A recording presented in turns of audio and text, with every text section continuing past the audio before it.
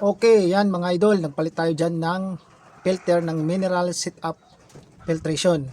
Yung mineral sit-up pala na filtration sa water station, yan ay mayroon pa siyang minerals na 20% good and bad minerals. Hindi kagaya ng purified, zero minerals na siya.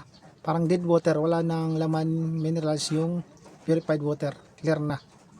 Acidic water, yan yung purified. Yan yung pagkakaiba nila sa mineral at saka purified.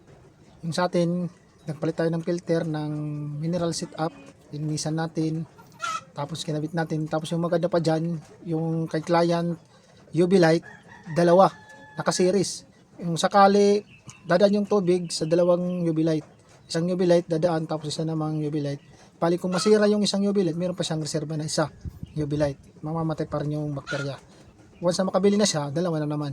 Yan yung maganda pag naka-series yung UV light. Yung UV light niya pala mahaba, 6 GPM. Yan mga idol, panoorin kung paano ko ginawa para magkaroon kayo ng idea sa water station at plumbing.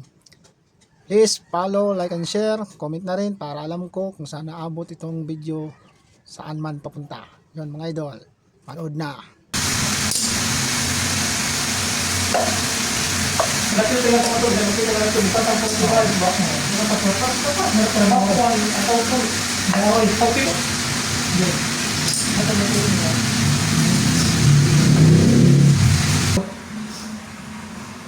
Mugang.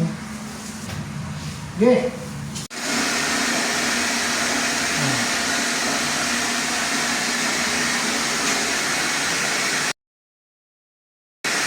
Ay, malik ano?